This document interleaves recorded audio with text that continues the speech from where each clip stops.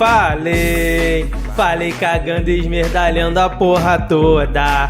E se cai bomba na Ucrânia que se foda, porque eu vou assediar na fila. E do privado vai vazar que eu falei cagando e esmerdalhando a porra toda. E se cai bomba na Ucrânia que se foda, porque eu vou assediar na fila. E do privado vai vazar que eu falei galudo no meio do absurdo. Pra ucranizar atos de blonde eu tenho dom. Adoro uma mentira e o molotov pira. Meu Instagram desencadeia megaton. Sou um bosta, caça agora, até meu marreco vai voar. Sou um bosta, caça agora, merda de 3 letras vai acabar. Falei cagando e esmerdalhando a porra toda. E se cai bomba na Ucrânia que se foda, porque eu vou assediar na fila. E do privado vai vazar que eu falei cagando e esmerdalhando a porra toda. E se cai bomba na Ucrânia que se foda, porque eu vou assediar na fila. E do privado vai vazar que eu falei galudo no meio do absurdo. Pra ucranizar atos de blonde eu tenho dom. Adoro uma mentira e o molotov pira. Meu Instagram desencadeia megaton. Sou um bosta, caça agora, até meu marreco vai voar. Sou um bosta, caça agora, merda de 3 letras vai acabar. Falei cagando e esmerdalhando a porra toda. E se cai bomba na Ucrânia que se foda, porque eu vou assediar na fila. E do privado vai vazar que eu falei cagando e esmerdalhando a porra toda. E se cai bomba na Ucrânia que se foda, porque eu vou assediar na fila. E do privado vai vazar que eu falei.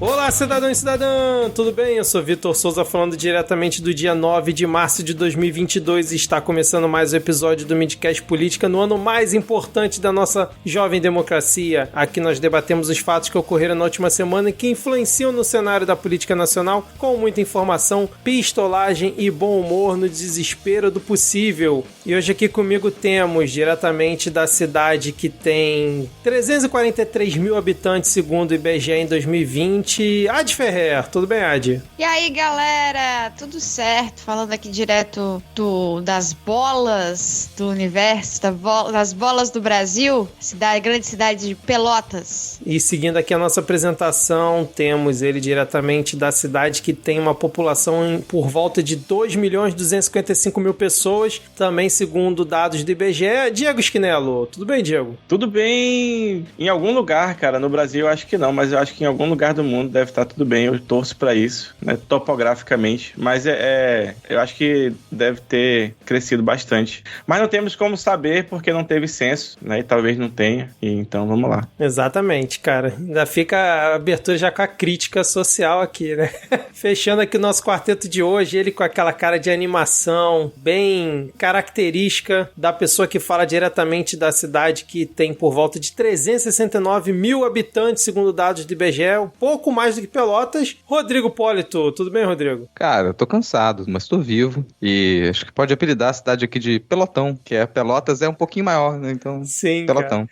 O clima é parecido, né, cara? Realmente, talvez seja uma boa. Bom, lembrando, se você quiser seguir o Midcast nas redes sociais, nós estamos no Twitter e também no Instagram com o perfil @podcastmid. Adi Ferrer é @ad_news. Diego Schinello, @garoto do Quicão, KIKAO. E Rodrigo Hipólito, @lhamanalama. Hoje vamos rápido porque vai ser um episódio mais curto, né? Porque afinal estamos gravando aqui quarta-feira e acabei de nos colocar pra gravar 2 horas aqui, né, quando eu falo isso. Enfim, agora sem mais delongas, vamos iniciar o episódio com o bloco. Primeiro Tudo, bloco. Não pode mais sair na rua.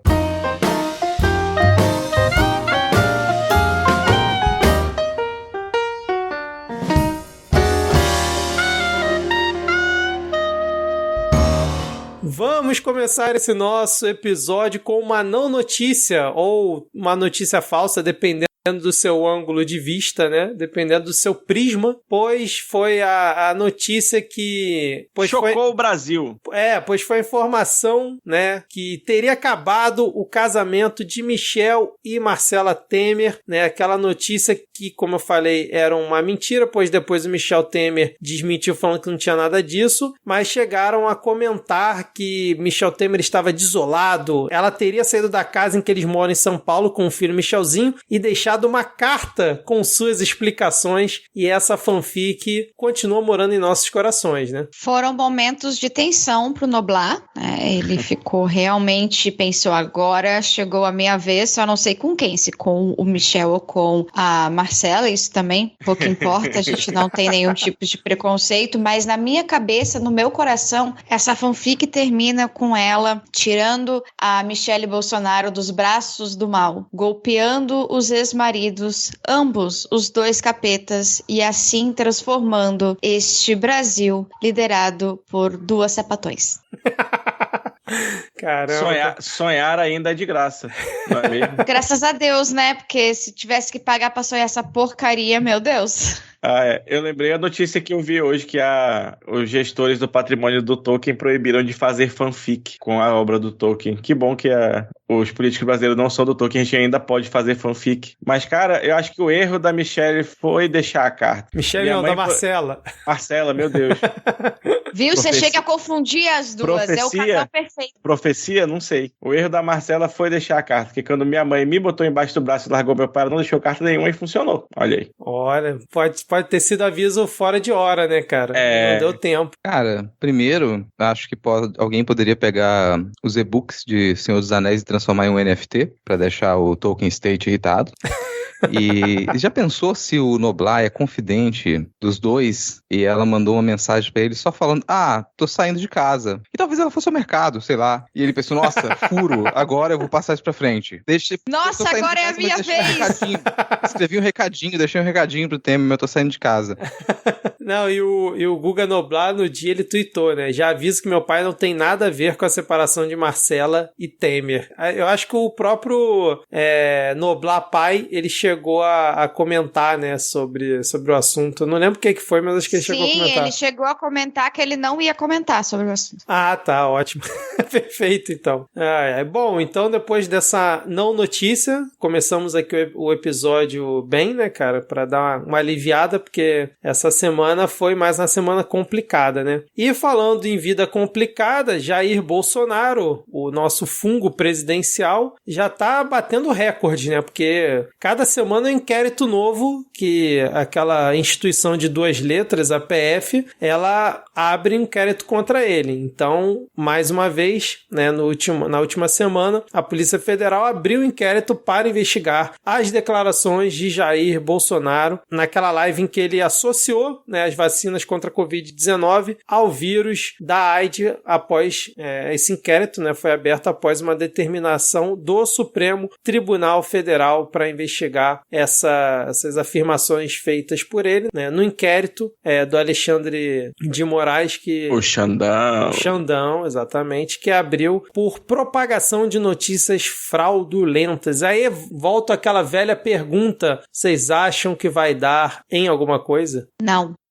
Cara, assim, o silêncio é significativo. Eu sei que a justiça funciona assim. Na hora que eu falei justiça, gente, eu fiz uma cara aqui de, nossa, que palavra, né? O que significa isso? Mas é sempre irritante você pensar que, bom, estão abrindo uma investigação sobre algo que tá gravado, foi feito ao vivo. Ali é a mesma coisa, sei lá, o que normalmente a gente pensava, pelo menos na época que eu era mais jovem, que quando você filmava um crime, aquilo ali era uma prova de que o crime aconteceu. Opa, filmou o crime. Tudo bem que hoje em dia, né, vídeo não é nada, o CG tá aí, tudo é computador, você vai no cinema, você não sabe mais o que foi filmado, o que foi feito no computador.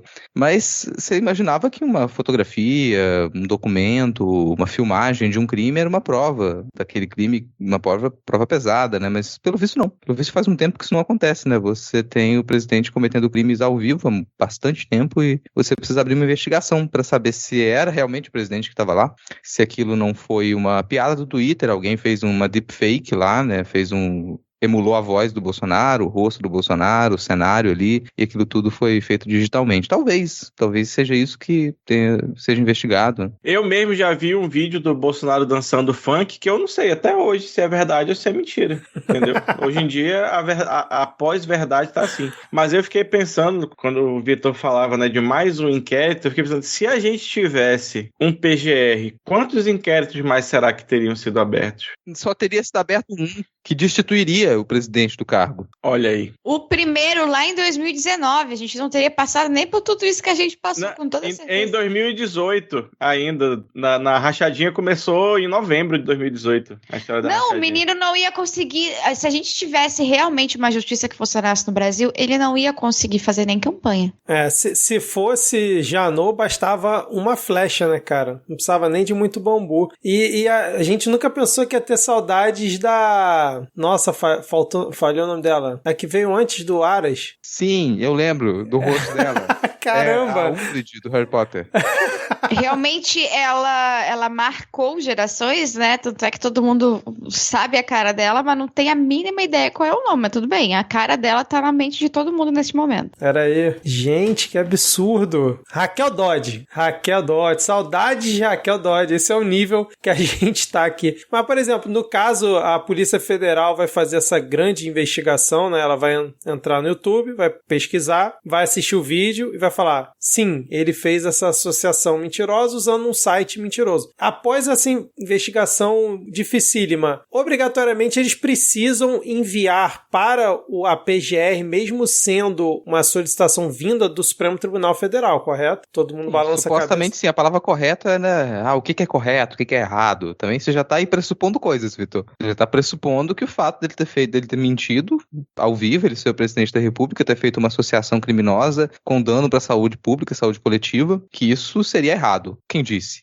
Que absurdo, né, cara? O Aras provavelmente vai achar que não foi errado, né? Porque vai bater na mesa dele, a gente já sabe o que vai acontecer. Qual foi a fala cretina do Aras ontem, no Dia Internacional da Mulher? Que as mulheres têm prazer de escolher a cor que vão pintar as unhas. Não, e aí ele nesse momento, a Adi Ferreira está mandando o dedo do meio para Augusto Aras aqui. A cor do meu esmalte hoje é meu dedo no seu cu. Não, e ele ainda começou falando, né? Hoje é o Dia Internacional da Mulher e também dos homens. E aí foi se enrolando. Nossa, cara, foi a trinca, né? Bolsonaro, Aras e o Milton Ribeiro lá também, o ministro da Educação também falando um monte de abobrinha ontem. Puta que pariu. Vocês querem comentar alguma coisa sobre essas declarações deles ou podemos seguir aqui pro próximo tópico? Vamos seguir, Estômago porque fraco. o comentário que eu ia fazer é muito ruim. Estômago fraco de Adi Ferrer. Não, até, cara, Adi é não binário, mas já também é extenso aqui a declaração, né, de que Adi tá praticamente integrada à sociedade. Isso, exatamente. Parabéns, Adi. Pra quem não pegou a referência, essa foi a fala do Bolsonaro ontem, dizendo que as mulheres estão praticamente integradas à sociedade hoje em dia. Tal qual o índio, que já é quase uma pessoa normal. É isso, quase um ser humano, né, cara? Quase um ser humano normal. Exatamente. Bom, a gente tava falando aqui de Polícia Federal e adivinha só, né? A gente comentou semana passada que o Bolsonaro tinha trocado o diretor da Polícia Federal e o que o novo diretor da Polícia Federal fez, assim como todos os outros que o antecederam, trocou o comando de um setor que investigava o Bolsonaro. Olha só que coincidência, né, cara? A Diretoria de Combate ao Crime Organizado e à Corrupção da Polícia Federal passará por mudança mais uma vez e terá um novo delegado responsável, o quarto desde o início do governo Bolsonaro, né? E uma das investigações que corre lá é que ele teria interferido justamente no comando da Polícia Federal para proteger seus parentes, né? Que foi naquela reunião, que depois o Moro acabou saindo do governo. E aí o Randolph Randolph Rodrigues, na esteira disso, fez um pedido, né, encaminhou um pedido ao Supremo Tribunal Federal para que sejam proibidas essas trocas em diretorias da Polícia Federal, e aí a gente entra novamente naquela questão de estar sempre tendo que recorrer à Justiça, no caso ao Supremo Tribunal Federal, para tentar limitar mais um arroubo aí do Bolsonaro. Lembrando que a gente já teve no passado o Ramagem sendo impedido de assumir a Polícia Federal, né, através também de uma ação do Supremo. Como é que vocês viram isso? Algum comentário? Eu acho que vocês são muito maldosos. O presidente, ele tá sempre em busca da melhoria, da perfeição. Então, se ele bota um diretor da PF lá que não dá seguimento ao inquérito dele, ele troca e bota outro que vai tentar dar seguimento ao inquérito, e até agora ele não achou nenhum diretor que consiga levar a cabo esse trabalho. Então, na verdade, se você for analisar, o problema é do serviço público, entendeu? Que não tem um delegado competente na PF para levar esse inquérito aí até o final. E o presidente está tentando, note. Talvez se o Bananinha não tivesse entrado para a política e seguido carreira na Polícia Federal, teríamos finalmente aí um delegado apto para essa função, né, cara? Olha aí. Tá dizendo aqui, ó, na área da corrupção, a Polícia Federal registrou uma queda brusca de prisões no âmbito de operações nos últimos meses. O jornal Folha de São Paulo revelou que em 2021 foram registradas 164 prisões nessa área, uma redução de 60% em relação às 411 efetuadas ao longo de 2020, mostrando que o governo Bolsonaro não tem corrupção, né, cara? Tanto não tem corrupção como acabou com a mamata e tudo de ruim no país, que reduz em 60% o número de prisões por corrupção, cara. Mais um grande feito do governo Jair Bolsonaro. Cara, uma pessoa que simplesmente por respirar o mesmo ar que Vladimir Putin conseguiu adiar a guerra, o que ele não é capaz de fazer, né? Somente dele estar ali sentado na cadeira, ele já impediu um monte de gente de cometer crimes. Um grande herói, um mito de verdade. Além de fazer um ministério técnico, né, cara? E aí eu sempre lembro da vinheta do Medo e Delírio nesse momento. Rodrigo, algum comentário? Cara, sobre isso não. A única coisa que passava pela minha cabeça é que se o Bolsonaro resolvesse criar uma polícia política de verdade, né, ali, instituir, assim como você tinha na Alemanha a SS, a dele talvez fosse Batalhão Bolsonaro, BB. A gente ia chamar a polícia política dele de BB. BB ataca novamente. Nossa. Cuidado com BB. Isso ia ser engraçado. Senhora. Outra coisa que eu tava prestando atenção, não tem nada a ver com isso aqui, mas não tá na pauta, então fica quase como um breaking news. Diego, toda a bancada do Amazonas votou a favor do PL 191, PL da mineração em terras indígenas, que foi aprovado pelo Lira agora com urgência. Assim. Puta então que não foi aprovado ainda, né? Foi aprovada a urgência. Tá. Mas o Lira prometeu criar um grupo de trabalho de 30 dias para avaliar o texto da proposta. Assim, ele prometeu, né? Então a gente confia no Lira. É que, na verdade, os deputados aqui do Amazonas, eles estão sempre comprometidos com a legalidade, né? Então, se o garimpo hoje está destruindo o Rio Madeira, está envenenando o povo indígena de forma ilegal, é importante para eles que isso seja feito de forma legal a partir de agora, entendeu? Nada melhor do que destruição legalizada, né, cara? Exato. Como é que você acaba com... A gente já até falou aqui, né, que o método para acabar com o crime é tornar tudo legal, que é o approach que esse governo está tomando, que inclusive é um approach que tem diminuído a criminalidade. Menos a maconha. A maconha não. A maconha não pode ser legalizada. O aborto também não. Pois é. Então, nem todo crime. Mas falando de legalidade... Tem limite, né, gente? Tem prioridade, tem urgência. Pô, matar indígena é muito mais urgente do que não prender pessoas negras, entendeu? É uma fixação, né, cara? A fixação do Bolsonaro com as indígenas. O complemento a isso que não tá na pauta aqui é que a desculpa agora era que, o Brasil ele perdeu o contrato de fertilizantes, então a gente precisava investir mais na exploração de potássio. Sim. Que é um dos itens importantes aí, então você precisava urgentemente legalizar a exploração do potássio em terras indígenas, sendo que aproximadamente 1% das reservas de potássio do Brasil estão em terras indígenas. O restante está espalhado pelo resto do país, inclusive em áreas que já foram aprovadas para mineração, mas que não são exploradas, né? É legal. Isso parece uma coisa muito bacana, muito legal. Mas como eu inseri um ponto na pauta agora, desculpa, Vitor, eu já vou usar a palavra legal para puxar um gancho para uma medida muito legal do Rio de Janeiro, porque aparentemente a pandemia acabou no Rio, que isso é legal para todo mundo se sente bem. Exatamente, Rodrigo, exatamente, pois agora no Rio de Janeiro não é mais necessário o uso obrigatório de máscaras em ambientes fechados, né? Já não é era mais obrigatório o uso em ambiente aberto já há um bom tempo, e agora tá tudo liberado, cara. Passaporte vacinal, ele vai ser suspenso muito em breve, né, porque segundo o Eduardo Paes, quando 70% da população tiver já com a dose de reforço, vai suspender a utilização do passaporte vacinal, sendo que na prática você vai nos lugares aqui no Rio, ninguém mais tá pedindo em lugar nenhum, eu pelo menos desconheço, mas agora é isso, cara, não precisa mais de máscara em ambiente fechado, por orientação do Comitê Científico da Prefeitura do Rio, Rodrigo. Você fica com esse seu ar de ironia, mas é o Comitê Científico da Prefeitura que decidiu, cara. De forma completamente científica, né? Claro. Para não dizer cientológica aí. E não foi o único comitê científico que tomou uma decisão parecida. Em São Paulo, hoje, também tirou, só que não em ambientes fechados e sim em ambientes abertos. Não tem mais obrigatoriedade de máscara. O Rio sempre na vanguarda, né, cara? Primeira capital que... Aqui em Manaus também já tirou para ambientes abertos, mas o governador agora lançou uma proposta inovadora. Agora vai ter vacinação na porta de casa de show e quem se vacinar vai ganhar ingresso grátis. Porra, isso é visionário, cara. Gostei, hein? Pô, se viesse, você ganhou o ingresso e o drink. Imagina assim, o drink que pisca. Porra. Traz o copo que pisca e você já é vacinado e entra e fechou. Isso aí seria uma medida realmente efetiva. Sabe, tem muita coisa que me irrita nesse negócio de acabar com as máscaras, assim, de falar, tá liberado, não pode mais usar máscara. Primeiro que já é bem complicado de você convencer as pessoas a usarem. A maioria já usa de forma errada mesmo. Então a gente continua a ter muito problema com isso, né? A gente nunca teve uma política muito nítida para as pessoas entenderem como que se usa máscara e por que se precisava usar. Além disso, você pensa, pô, a máscara, depois de um tempo as pessoas elas assimilaram pelo menos a ideia de que você usa máscara por aí e é isso, tá tudo bem. Ninguém explodiu por colocar uma máscara, tá ok. A pandemia começou a ser controlada, o que parece uma mentira, já que a gente tá com mais de 400 mortes diárias, então não tem nada controlado realmente, mas está diminuindo. Pra que fazer divulgação de que não precisa mais usar? Pra que incentivar as pessoas a não usarem? Usar máscara vai ser positivo de qualquer maneira. Honestamente, o ser humano nem deveria ter aglomeração em cidades com 2 milhões de habitantes, tipo a cidade do Diego, senão é muita gente num espaço muito pequeno. Essa quantidade de gente é sério, você vai propagar a doença querendo ou não, cara. Não funciona tanta gente aglomerada desse jeito assim. Sem contar o bafo, entendeu? Pois é.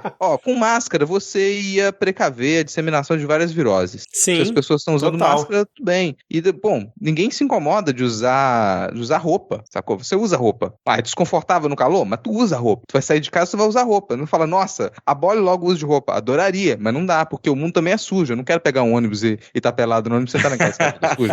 Então tá com máscara, cara, é um negócio que já dava pra ter assimilado. E, não precisa mais agora, porque controlou a pandemia, os especialistas, o comitê científico acha que não é tanto risco. Tudo bem, você calado. Calado. Deixa as pessoas usando máscara dentro do ônibus, deixa as pessoas usando máscara em ambiente fechado. Elas estão se protegendo de qualquer maneira, assim. A gente não conseguiu chegar a uma percentagem tão absurda de vacinação e com dose de reforço ainda para poder ter esse tipo de comportamento. Não teria por que incentivar o não uso de máscara. E aí o segundo ponto que me incomoda é que isso é um uso nitidamente eleitoreiro para falar, aqui nós controlamos muito bem a pandemia na cidade do Rio de Janeiro, controlamos tão bem que eu vou exibir isso no mundo inteiro, falar que não precisa mais usar máscara aqui, seguindo os exemplos de diversos outros países e diversas outras metrópoles pelo mundo, que a primeira coisa que fizeram, quando falam, conseguimos vacinar as pessoas, parem de usar máscara, porque a máscara meio que começa a se tornar aí um símbolo do atraso de quem não conseguiu controlar, quando não deveria ser um símbolo de proteção, de quem está preocupado com a própria saúde. A máscara te protege de muita coisa, não só do coronavírus. Mas não,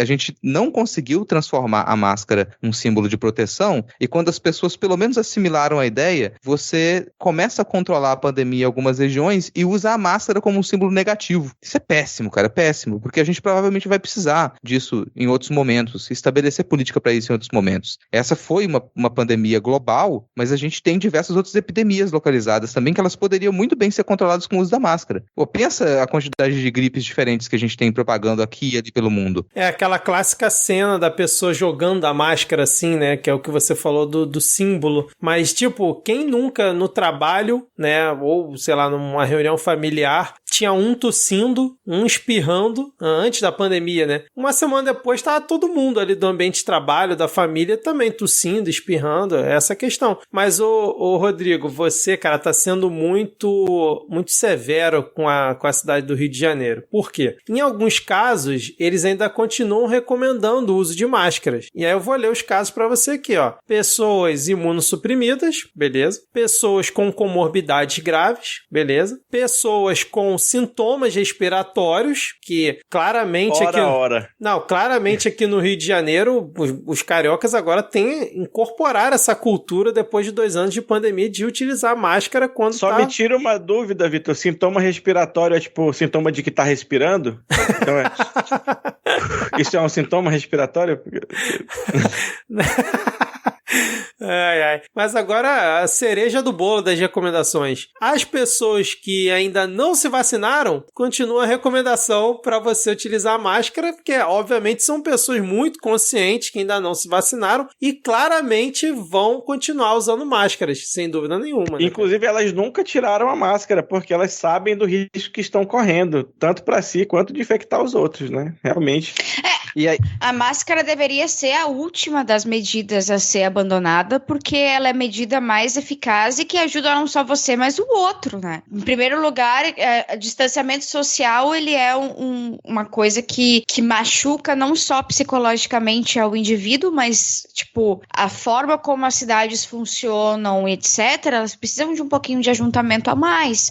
O distanciamento social é a coisa que mais atrapalha a vida em sociedade. Uma máscara é simplesmente, citando a Pasternak, é uma porra de um tecido na tua boca, tá ligado? Nada demais. É a última coisa que deveria ser retirada e estão colocando a carroça na frente dos bois. Daqui a pouco a gente vai ter um surto muito maior que nem a terceira dose vai sustentar e vai vir outras e outras variantes. E assim, tira o passaporte vacinal, aí fala, a gente exige aqui que as pessoas que não se vacinaram, elas usem máscara, mas você aboliu o passaporte vacinal, então você não sabe quem se vacinou, quem não se vacinou, e as pessoas tiram a máscara. E você que nos escuta, assim, se você conhecer pessoas que se incomodam muito de usar máscara, e, bom, não tem mais argumentação que funciona com ela a essa altura, mas você tem que dizer pra pessoa, ninguém quer te ver, o seu rosto é horrível, coloca uma máscara, tapa a sua cara, por favor, as pessoas te detestam, é melhor que você se esconda, se possível não saia de casa.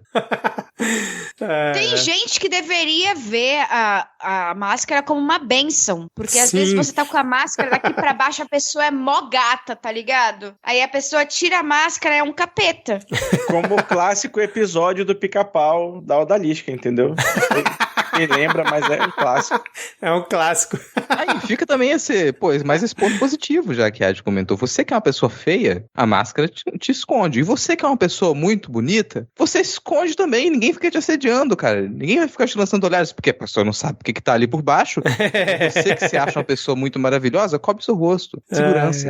Cara, exatamente, cara. Até por esse motivo que eu vou continuar usando máscara aqui no Rio ainda por um bom tempo, cara. Mas eu confesso que aqui na cidade, em alguns lugares, eu já me sentia meio estranho, porque a galera já tava deixando de usar em muitas ocasiões, cara. Enfim. Eu era estranho antes disso também. Ser estranho não é um problema.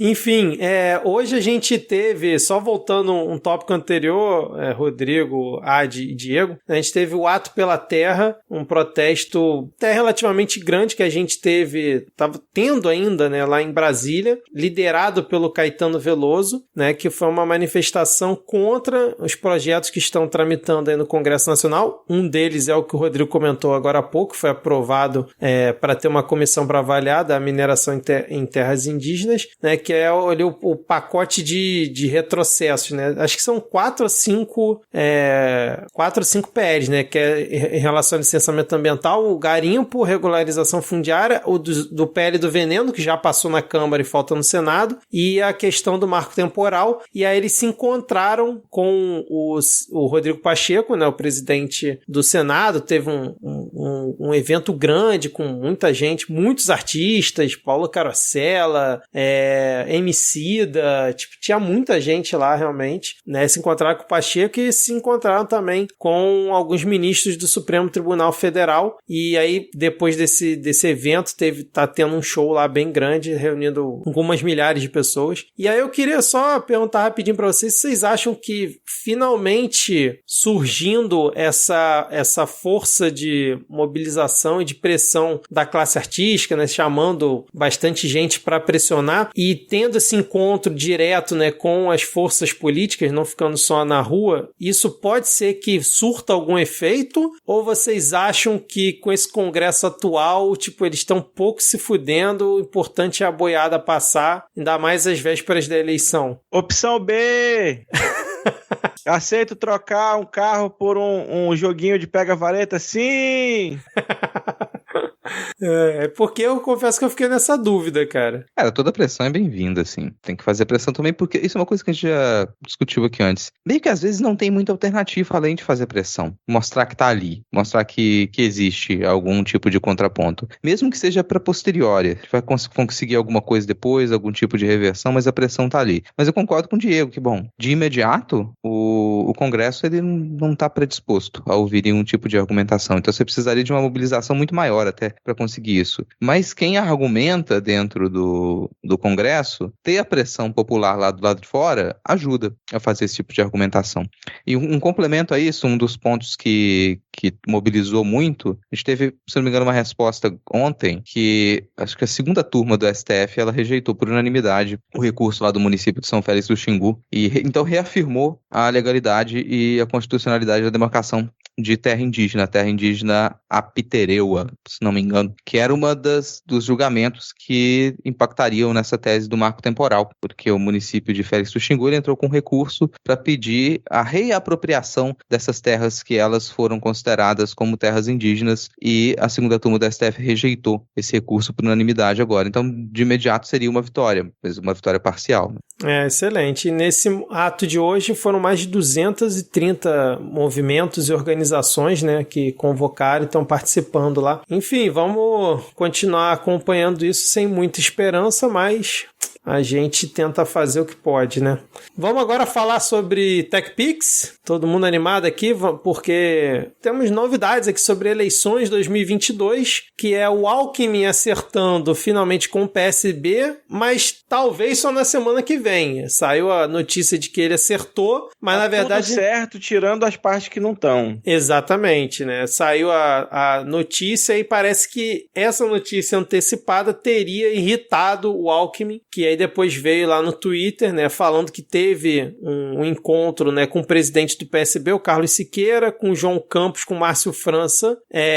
A reunião foi muito produtiva e tal, mas que ele segue conversando com outros partidos e que até a próxima semana ele vai definir a afiliação partidária dele, mas nos bastidores, né, os analistas políticos já estão dando como certa a afiliação dele e o convite para ser vice do Lula. E aí volta aquela pergunta, todo mundo já preparado para fazer campanha pro Alckmin, para digitar 13 na urna, aparecer a cara do Alckmin, confirmar, todo mundo já de boa com isso, né?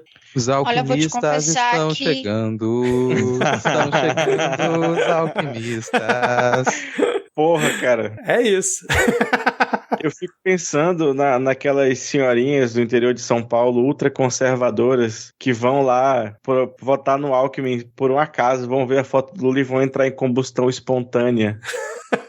Mas será que elas já não... Essas senhorinhas que votavam no Alckmin agora já não votam no Bolsonaro, cara? Eu fico com essa dúvida. Mas é que tá... É porque interior é muito personalista. É entendeu? Diferente, então, né, cara? O Alckmin é minha filha, o Alckmin foi que me deu o enxoval do meu casamento, minha filha, entendeu? É um negócio nessa vibe, assim. Eu vi ele no programa lá, ele falando, dando as recomendações pra dor nas costas, eu dei uma recomendação pra dor nos ossos, nas juntas. Meu joanete melhorou horrores depois que eu assisti o programa do Alckmin, aquele menino lá. Gosto dele lá. É os comentários que a gente vai fazer, cara. A gente já fez até paródia disso. É verdade. Lembra? Sim.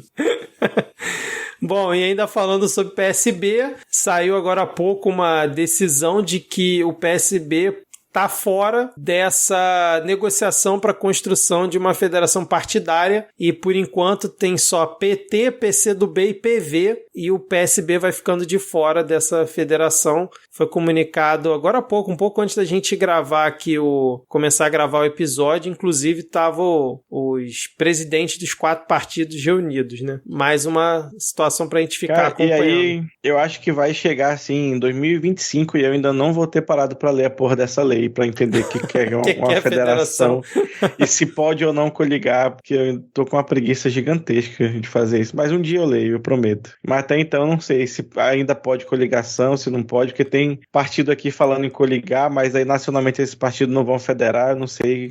Na verdade a coligação ela não pode, né? Mas a federação basicamente é a coligação, só que te amarra por 4 anos, né? Bem resumidamente é isso, né, cara? É porque tem essa, né, que a federação vai ser PT, PCdoB e PV, e aqui tem, tipo, PCdoB e PSOL planejando lançar uma chapa coletiva mista dos 2 partidos, entendeu? Como? Não sei. É uma boa pergunta. Eu tô achando que no fim das contas essas federações vão tudo subir no telhado, cara, mas vamos ver como é que vai ser. Bom, seguindo aqui ainda falando sobre eleições, mais ou menos sobre eleições, pois o Bolsonaro ontem, né, em um encontro que reuniu dezenas de pastores evangélicos no Palácio da Alvorada, né, tava ali também Damares e tudo mais, ele disse para esses líderes evangélicos que dirige o país, abre aspas, para o lado que eles desejarem.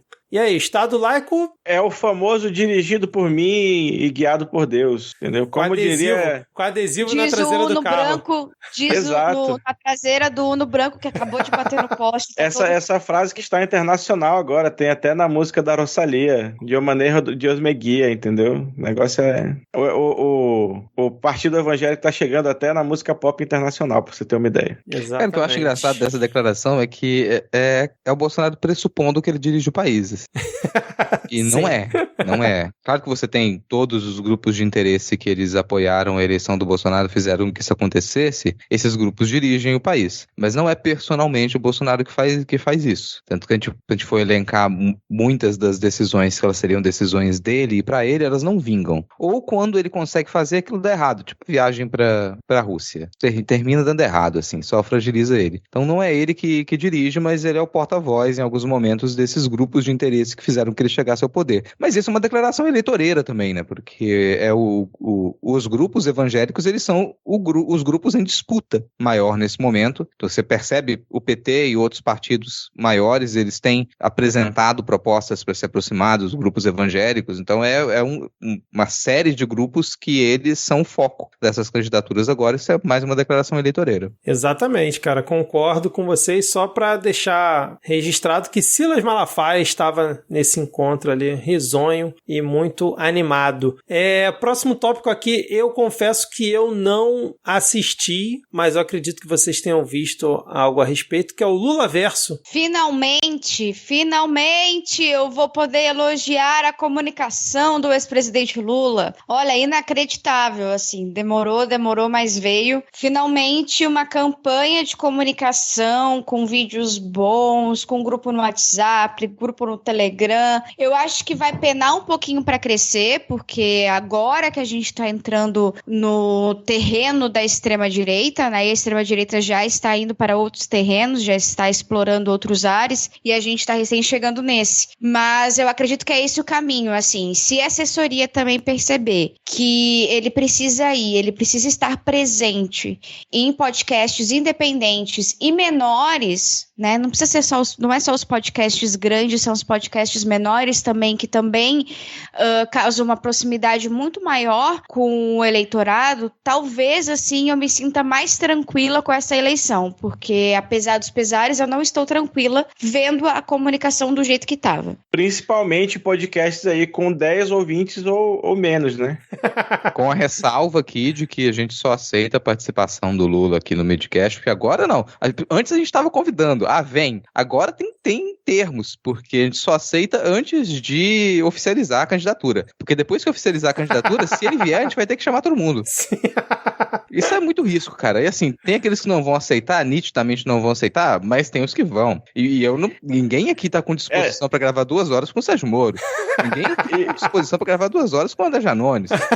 Isso Não, que eu ia falar, mais na logo. frente aqui na pauta tem um cara que estão querendo forçar, mas tá foda.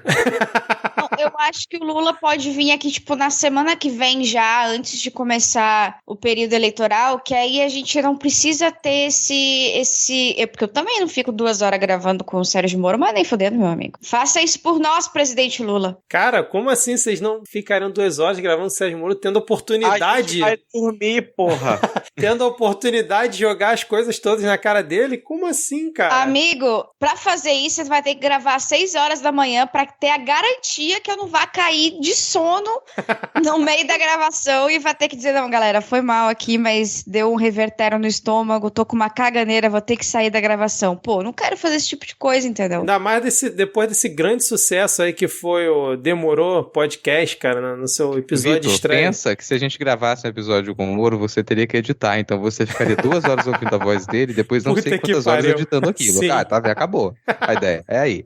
Você mostra o sofrimento. Mas voltando aqui ao Lula Verso, eu também gostei. Eu endosso aí a posição de Adi, eu gostei do material que foi colocado ali no site do Lula Verso. Link Gostei no dos vídeos que eu comentário. assisti também. Rapidinho, link no comentário, na descrição do episódio, pra quem não assistiu. É um site com muito material, então você consegue lá baixar os GIFs, baixar os memes e distribuir por aí.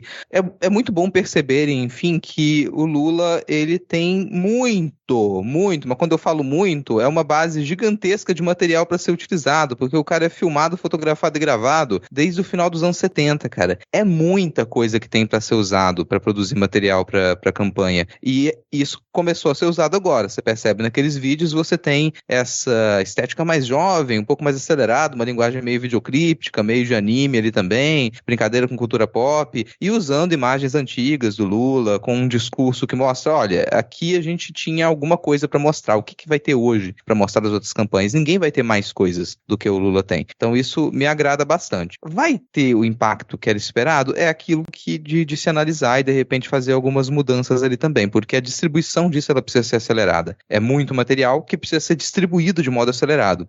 Coloco um outro ponto aqui com relação à comunicação da extrema-direita está em outro ponto, e eu concordo também, mas para mim a extrema-direita agora tem outras preocupações, que é uma desestruturação muito grande desses grupos de comunicação que eles tinham por conta das desavenças que aconteceram nesses 3 anos. Então você teve muitas cisões, muita gente abandonou o barco e os discursos eles estão truncados. Você não tem mais 3, 4 linhas conspiracionistas que elas estavam uma de acordo com a outra e elas faziam que essas pessoas elas se sentissem participantes de um mesmo conjunto. Agora, diversas dessas linhas conspiracionistas, elas entraram em choque. Então, isso dificulta muito a aglutinação desses grupos e desse suposto eleitorado, até para fazer uma comunicação de massa ali mesmo. E fora isso, é claro, o grande peso que tem agora de Lucy Borne talvez ter se sentido muito ofendida e não querer mais produzir material de campanha.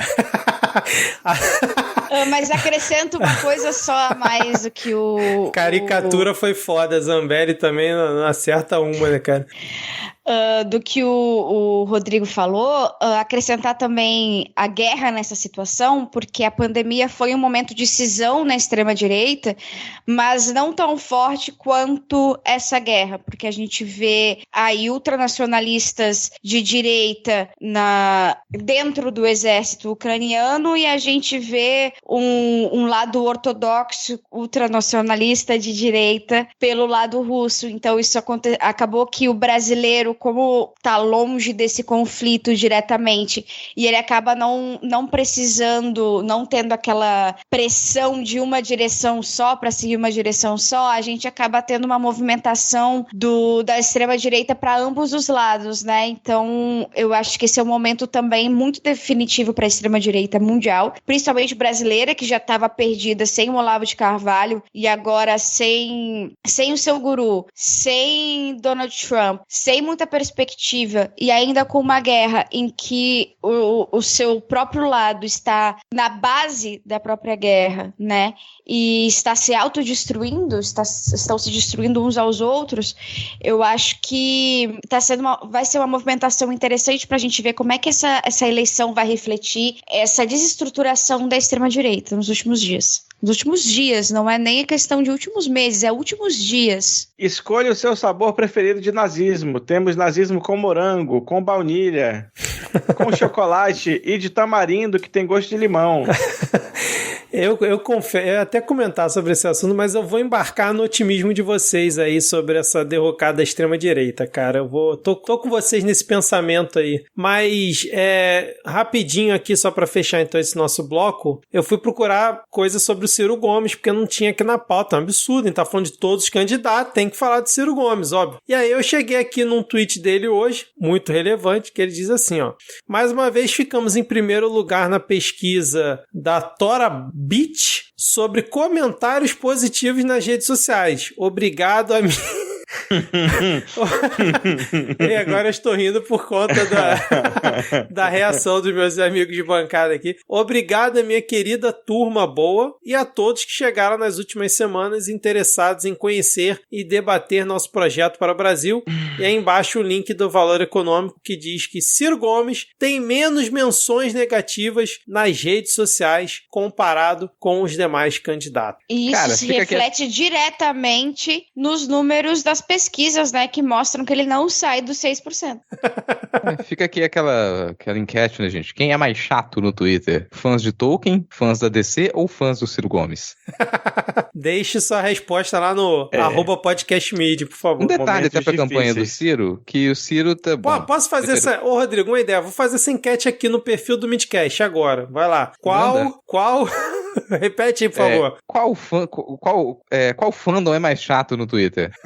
Qual fandom é mais chato no Twitter? Quais são as opções? Tolkien, DC ou Ciro Gomes? completa aí, você ia comentar alguma coisa, eu acabei te cortando. Cara, eu ia falar 3 tipos de hater nós vamos atrair agora. Tem campanhas já rolando em TV aberta, né? Vocês devem ter acompanhado os intervalos de horário nobre. Águia, eu vou da Águia. Eu vi um vídeo institucional do PDT. Não era uma campanha, entendeu? O Ciro Gomes não faria isso. Campanha antecipada. Era um vídeo institucional do PDT. Não, eu não sei até como é que tá as datas de liberação de campanha, mas o último que eu vi era realmente um vídeo de campanha. Diego, era um vídeo de campanha do Ciro falando, olha, a nossa proposta... É ironia. Porque teve uns vídeos institucionais semana retrasada que era só o PDT, não falava de candidato, não falava disso e dava essa volta ali. Só que agora tem vídeo do próprio Ciro apresentando suas propostas, seu possível plano de governo, de campanha. E é constrangedor, já aviso todo mundo, se você se deparar com o rosto do Ciro ali no intervalo da novela, no intervalo do BBB, mute a sua televisão, porque você vai passar por uma situação constrangedora. Por exemplo, uma das propostas que ele fala é que no governo dele, você teria as principais leis do país decididas por plebiscito. Eu gostei da parte que ele fala que vai taxar grandes fortunas a partir de 20 bilhões, chocando todos os proprietários de Celta a partir do ano de 202007. Pois é, cara. E de Honda Bis também. Mas carro usado valorizou agora, cara. Tá realmente, tá agora interessante. Eu tava comentando um amigo meu que ele comprou o carro dele por 50 mil e agora ele ainda consegue vender por 50 mil. O meu tá assim, eu comprei há 6 anos atrás e tá o mesmo valor agora. E você dizendo que o Paulo Guedes não faz nada pela economia. Cara, você já pensou nessas em leis importantíssimas pra gente sendo colocadas pro plebiscito? Tipo... mineração em terras indígenas. São em terras indígenas, mas isso aí talvez a gente até tivesse um resultado positivo ali, mas se você pensar em pautas de costumes, por exemplo, que elas podem ser votadas pra lei, a gente teria merda atrás de merda. Sem contar que, a presidência da República não determina por canetada que as coisas vão ser decididas por plebiscito, não é assim que funciona. Então a gente ainda tem um congresso, ele tá lá, ele ainda tem as suas prerrogativas e tudo mais, né? Mas tá ali, tá rolando.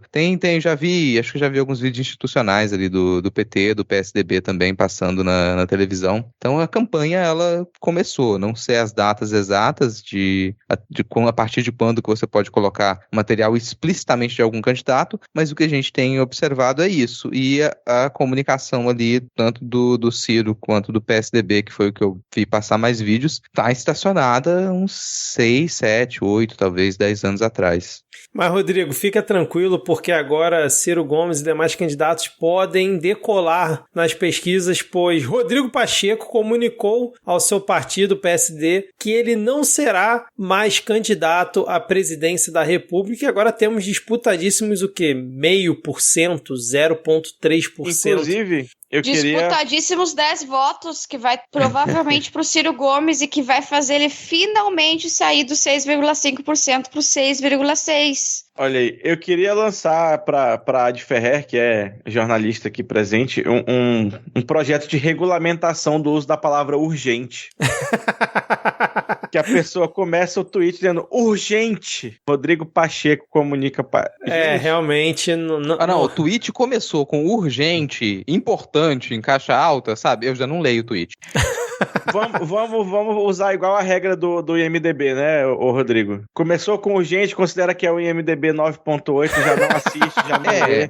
Pode realmente ser uma coisa urgente, pode ser uma exceção, mas assim como a regra do IMDb, se é um filme acima de 5 e ele for realmente muito bom, você vai ouvir falar dele em outros canais. Você vai ter outras indicações de que você deve assistir aquilo. A mesma coisa vale pro tweet urgente. Tem urgente em caixa alta em cima, pula, colega. O bom do Rodrigo explicar essa métrica do IMDb aqui nesse bloco, que muito ouvinte não conhece, né? Porque muito ouvinte para o episódio, quando chega ali nos salves e dicas culturais, agora tá sabendo dessa métrica aqui do Rodrigo. Muito bom. E agora, na coluna da Natuzaneri, que trouxe essa notícia, segundo ela, o caminho agora está aberto à candidatura de Eduardo Leite ao Planalto pelo PSD. Veja um sorriso no rosto de Adi Ferrer nesse exato momento. Não, eu estou sorrindo porque eu estava certa, né?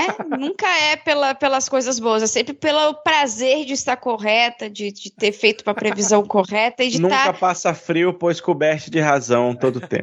Completamente, assim.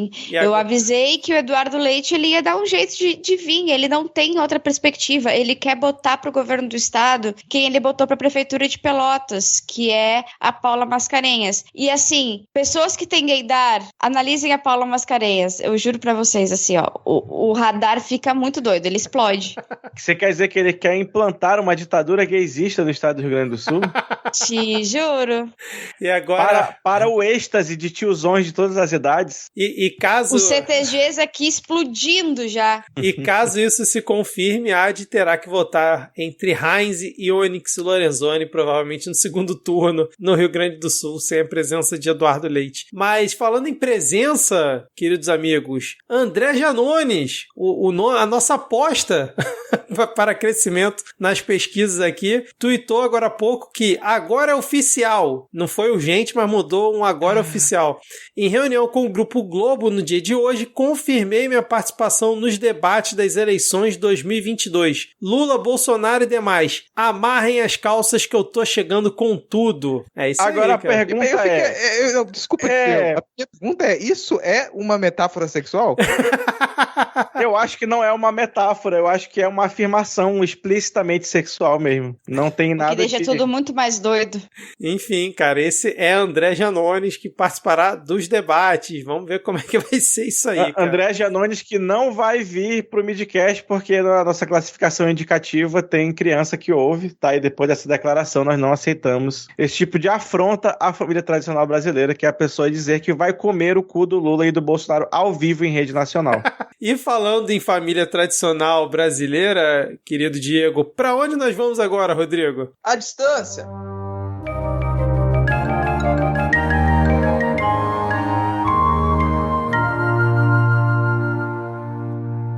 Começando aqui o nosso bloco, já faz algumas semanas, né, que a gente tá com o ponto da pauta aqui com a distância, porque tá rolando uma guerra. Não sei se vocês ficaram sabendo, a gente já tá aqui com 2 semanas de guerra, se não me engano hoje é o 15º dia desse conflito, a invasão da Rússia à Ucrânia. A gente continua a ter muitas movimentações. Nessa semana teve algumas coisas que elas tocaram o cenário político brasileiro, por sinal, né, a gente vai discuti-las aqui também, mas antes da gente entrar nesses pontos que eles afetam a política brasileira, eu queria pedir para a Adi passar para a gente um rápido resumo de quais novidades, quais movimentações a gente teve aí nessa última semana com relação ao conflito na Ucrânia. Eu acho importante a gente destacar, antes da gente falar sobre a Ucrânia especificamente, falar sobre um caso que aconteceu de um deputado que todo mundo acompanhou isso aí, mas acho importante destacar esse momento vergonha livre do MBL, em que o deputado estadual Mamãe falei, pra começar, já começa errado, porque até agora não ficou claro o que ele foi fazer na Ucrânia, mas ele fez alguns coquetéis Molotov que aparentemente não era pra ser feito, e pelo que se levantou a suspeita é de que nem teria coquetéis Molotov naquele pub em que eles estavam, que na verdade nem era dentro da Ucrânia, era na... Puta, como é que é o nome daquele país que tá do lado lá? Eslováquia. Isso. Era Não, na... Acho que era Eslováquia. Eu acho que eles estavam na Slo. E aí vazou um áudio. Eu não lembro se era Slo ou se era Eslováquia. Mas tudo bem, eu acho que eles estavam na Slo. Que também não é a do BBB. E aí vazou um áudio do menino Mamãe Falei, falando que as mulheres de lá, as refugiadas, gostaria de destacar que estão em fila, que perderam tudo, são mais fáceis porque são pobres. E aí ele falou sobre o Renan, que é aquele que ele tá com uma calvície em médio avanço, mas tipo que nem a do Vitor, assim, só que é o pior tipo de calvo, é aquele calvo que ele não assume que ele tá ficando calvo, e aí ele bota os cabelos de trás pra frente, assim, e aí fica um negócio bizarro. E aí, não o suficiente, querem nos fazer acreditar que este semicalvo horroroso fazia turnê de loira no leste europeu, onde ele ia só pra pegar loira. E isso não tem nada a ver com o turismo sexual. Aqueles dois imbecis horríveis de feios não tem nada a ver com o turismo sexual. Bom, ele se acovardou todo porque, gente, ser associado com turismo sexual não é qualquer coisa. Turismo sexual em período de guerra é crime de guerra. É um crime internacional. É um crime, eu acho que um dos piores crimes que uma pessoa pode cometer e que um deputado, que um político eleito já cometeu na história do Brasil. É exatamente isso, assim. Ele ser associado com esse tipo de coisa é manchar demais a imagem dele. E aí ele retirou a candidatura, se desfiliou o Podemos desfiliou ele. Ele teve 12 pedidos de cassação. Ele saiu do MBL também, a lá Monark, para não estragar o projeto. O problema é que o projeto já nasceu errado e ainda assim o projeto permanece com o Renan, que é o cara que fez o Tour de Blonde, e tem vídeos dele falando com o Monark no Flow, dizendo que ele falava sueco e que ele ia só pra pegar gringa no leste europeu. E pelas falas do Arthur Duval, um cara é viciado nisso. E aí ele deu um chilique. Eu acho que seria interessante a gente botar um pedacinho do chiliquinho dele, que foi um chilique... Ah, mas coloca com a dublagem, gente. Porque a gente teve um trabalho de dublagem. A dublagem brasileira, a versão ela correta. É patrimônio nacional. Coloca a versão correta, o Vitor. Tem a versão do Renan, né? Acho que vale botar a versão do Renan original. E na sequência a gente bota a versão da Vizedec maravilhosa pra vocês acompanharem aí. Provavelmente vai ter a cassação do Arthur. Tô sendo bem honesto.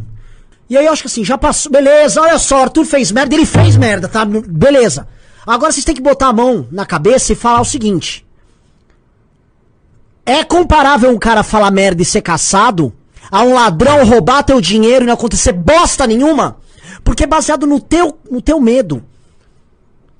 No teu espanto com as declarações deles, os vagabundos estão se movimentando. E o Arthur vai perder o mandato. Foda-se! Foda-se as eleições. Eu tô cagando pras eleições. Porque eu não quero ir pra eleição num país de gente covarde. O Arthur, que lutou por vocês sozinho, quando estavam tentando passar aumento de imposto. Lembra dele? Ele tá sozinho agora. Sozinho, precisando de ajuda, porque vão caçar o mandato dele. E ele não vai poder se eleger por 8 anos. Tá? Coloca a mão na cabeça, porque assim, cancelamento, pesado, foi uma declaração merda, mas isso não é roubar! E ele tá sendo caçado! Porra! Acorda, caralho! A gente precisa começar a agir já! Já deu o luto, já deu, olha só, desculpa, já deu! Vai deixar ele ser caçado? Amanhã é o Kim! Depois é o Rubinho! E depois vocês vão ter que votar na bosta desses filhos da puta todos! Caralho! Acorda, porra! E aí, beleza? Só falar aqui, pessoal, rapidinho, né? Seguinte, cara, eu tava conversando com a galera, já recortem isso, tal. Assim, provavelmente vai ter cassação do Arthur Chan. Tô sendo bem honesto. Eu gravei vídeo agora nos seus canais, no Instagram e tal, saiu vídeo no canalzinho azul. Provavelmente o Arthur Chan vai ser cassado, mantendo a situação atual. E aí eu acho que assim, já passou. Beleza, olha só, ele já fez caquinha. Ele fez caquinha, tá? Beleza. Agora vocês têm que botar a mão na cabeça e falar o seguinte.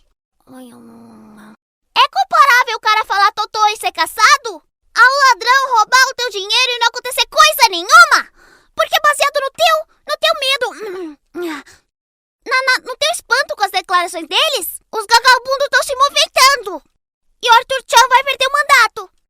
Eu volto a repetir. Então quer falar, que legal, o Rock governador comigo. Fofa sim! Fofa sim! Fofa assim azul! Tem carranco com azul! Porque o cabelo é pitico com vagem! Arthur Chan! Que lutou por vocês sozinho! Quando estavam tentando passar o aumento no posto! Lembra dele? Ele tá sozinho agora! Sozinho precisando de ajuda porque eu vou caçar o mandato dele! E ele não vai poder se eleger por 8 anos! Tá? Coloca a mão na cabeça porque assim vai começar o Rebolation, a pesão! Foi caquinha, mas isso não é roubar! E ele tá sendo casado! Bola! Acorda, pralho! A gente precisa começar a agir já! Já deu, luto! Já deu! Ai, olha só, desculpa! Já deu! Vai deixar ele ser casado? Amanhã é o Kim Chan! Depois é o Rubinho! E depois vocês vão ter que botar nas costas e nas cebolas com coco! Com alho! Acorda, bola! A gente vai passar instruções aí. Sei lá, vai pro Telegram do meu pai, aí não sei, manda, vai, bota aí na tela o Telegram do meu pai, vou passar instruções lá. Fique registrado que a gente só queria a versão certa, mas o Vitor insiste em colocar errada. Enfim, isso, não sei se vocês querem comentar, porque isso foi dias antes do Dia Internacional da Mulher, e além dos áudios extremamente nojentos, porque a gente tá falando de mulheres em situação de extrema vulnerabilidade, naquele mesmo dia houve as denúncias primeiras denúncias de tropas russas e ucranianas estuprando mulheres durante essa guerra, então eu acho que isso fica um pouco pior para ele nessa situação. E não adianta, acho que não tem desculpa o que ele possa falar, se ele falou no privado, se ele não falou no privado. Ele não deveria ter falado no início de conversa, assim. Isso não é coisa que se fala em situação alguma, e muito menos você dizer que foi no momento de empolgação, porque se uma guerra, momentos de tristeza, morte, saudade, mágoa, ódio, te deixa empolgado, cara, pô, acho que nem terapia ia conseguir te salvar, velho. Porque você vê uma pessoa em estado de completo desespero. Eu vi uma entrevista hoje de uma menina da minha idade, tá? 28 anos. Tinha a casa dela, o apartamento dela, tinha finalmente conseguido sair da casa dos pais, tinha finalmente conseguido alugar um apartamento pra ela, com o gato dela, com os amigos dela, a vida dela do jeito que ela sempre sonhou, lá no centro de Kiev, né? Que era uma zona extremamente jovem, hippie, cultural e tudo mais.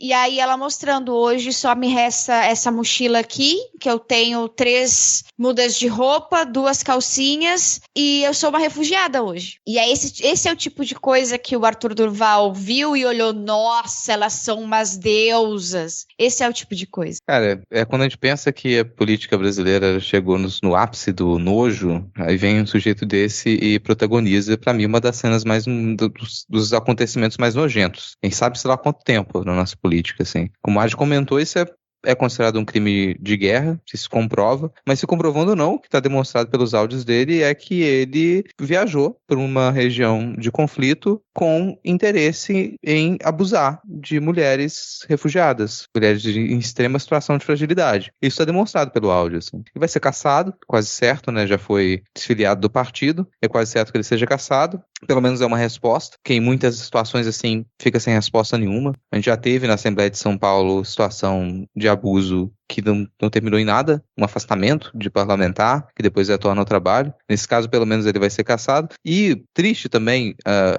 gente pensar que ele vai ser cassado, não por conta do crime cometido, porque se fosse um outro parlamentar que não é tão detestado quanto ele, que não tem apoio de ninguém, porque ele é uma figura tão risível, desprezível, que não consegue apoio nem dentre as pessoas mais conservadoras e de ultradireita, nas nossas câmaras, assembleias e no Congresso. Não tem apoio para um sujeito desse. Então ele vai ser caçado porque ele é essa criatura patética. É por isso que ele vai ser, não exatamente pelo crime. Isso, de certa maneira, me deixa muito triste também. Então, mas tem uma resposta positiva, que vai ser a cassação dele, e a gente espera que não volte. Isso é só uma esperança, porque a gente sabe que muita gente que comete esse tipo de atrocidade, pouco tempo depois retorna. E parece que todo mundo esqueceu o que foi feito, o que aconteceu, quem foi afetado por que aquela pessoa fez, ele retorna. Mas nesse caso, como é alguém que não tem aderência nenhuma no cenário político, assim como boa parte das figuras do MBL, talvez não retorne, talvez desapareça. E vamos torcer para que isso afete também outras pessoas eleitas do MBL. Vamos torcer para que uma coisa dessas afete e caia o Kim Chan, e caia o Rubinho, e que a gente não tenha mais esse tipo de jovem da nova política da renovação que veio para somar na destruição. Espero que eles desapareçam, que a gente tenha espaço para quem conseguir realmente trabalhar publicamente. Não é o caso dele, né? E, bom, será que depois que ele... Sabe qual a imagem que eu fiquei lembrando? Quando ele apareceu chorando, fiquei lembrando do tapinha na cabeça que o Ciro deu pra ele, nele, uma vez assim. Porra. As pessoas, nossa, cometeu uma violência contra ele porque deu um tapinha na cabeça. Um dos maiores acertos de Ciro Gomes nesses últimos tempos, cara. Assim, acho que vocês já falaram tudo possível sobre esse nojo que foram essas declarações. Inclusive, lá no perfil do Midcast, eu até evitei comentar sobre o assunto com medo, né, de no momento da raiva acabar recebendo algum processo aí, porque o MBL tem disso, né? Porque, assim, o ódio foi gigante ao escutar essa merda. E acho que o ponto que o Rodrigo falou é muito importante, de que ele vai ser caçado por ser odiado pelos dois lados. Porque se fosse, por exemplo, aquele deputado que passou a mão na Isa Pena dentro do plenário, provavelmente ele não seria caçado. Ou algum outro específico, cara. Isso que eu acho que é o mais triste também. Não o mais triste, mas que é muito triste também nessa história toda, né? Que vai ser pelo histórico da coisa, de embate dele com outras pessoas, do que propriamente pela essa ação nojenta, grotesca e criminosa que ele cometeu. E aí ainda tem nesse rolo todo a questão do dinheiro que eles arrecadaram, né? Que parece que eles só começaram a doar depois que a merda estourou, e aí já parece que doaram acho que 200 mil para uma associação da representação central ucraniano-brasileira. E é isso, cara. O Moro largou da mão deles também, fez uma nota logo em seguida que os áudios foram divulgados, disse que não divide palanque com esse tipo de gente, pressionou o Podemos, e aí no dia seguinte o Mamãe Falei apresentou a carta de desfiliação. E eu realmente tô com o Rodrigo de que esses 8 anos, que ele vai ser cassado, já falaram que mais da metade da Assembleia demonstrou apoio à cassação, então é fato que isso vai acontecer, e deve ser rápido para poder ser antes do período eleitoral, né? Mas eu acredito que 8 anos é muito tempo para alguém do MBL tentar se manter relevante para depois voltar, sei lá, como vereador na cidade de São Paulo. Eu acredito que politicamente ele vai ser enterrado aí com essa cassação. Diego, algum comentário? Não, eu tava demorando porque eu só queria falar, Deus te ouça. É isso aí. Que Deus guie, que Deus guie. Mas, bom, terminamos essa parte nojenta, acho que é a palavra aqui, e com as expectativas positivas de que esse sujeito ele não retorne para a política depois da cassação. A gente vai direto para pensar propriamente no conflito, no que tem acontecido nessa última semana, né? A cada dia acontece muita coisa. Antes de começar a falar, queria ressaltar a cobertura brasileira desse conflito. Fora a principal cobertura, a real cobertura, dia a dia, ponto a ponto, que é em Ad News. Fora essa cobertura, a gente tem alguns canais menores de notícias, como a Globo, por exemplo, Jornal Nacional, Fantástico, que tem ali a sua audiência, né? Fazem um certo esforço para poder tentar produzir um material com um pouco de qualidade. E tem me chamado a atenção... Falham miseravelmente nessa tentativa, infelizmente. Miseravelmente. Uma das falhas, Diego, é a nítida mensagem de que a Ucrânia sempre foi o maior exemplo de democracia bem-sucedida e de controle social positivo da sua sociedade, que não existiam conflitos. A Ucrânia era um campo de unicórnios antes da invasão russa. Então esse é o tom da cobertura de modo geral, o que por isso torna... mesmo que o Putin invadiu, que ele queria o sangue de unicórnio para ficar imortal, como diz na Harry Potter. Né? Que ele já utilizava, por sinal, né? Sangue de unicórnio caçado por ursos. Mas esse tom, ele obviamente impacta na percepção que as pessoas no Brasil têm dessa guerra, desse conflito, impacta nos discursos dentro dos grupos de extrema-direita que tendem cada vez mais a ficar naquela dúvida, pô, será que eu deveria estar apoiando o Putin? Que era de início, nossa, peraí, o Bolsonaro foi para a Rússia, então talvez você imaginasse, uma maioria ali, ela apoiaria o Putin. Mas com toda essa mobilização midiática para estabelecer um lado certo e um lado errado para a guerra ela começa a surtir um efeito simbólico aqui que ela pode, no Brasil, ser relevante para determinar alguns números das nossas eleições, mas não só aqui. Nos Estados Unidos, por exemplo, o aparecimento de uma guerra, surpresa geral, uma guerra pode ser importante para a reeleição de um presidente dos Estados Unidos.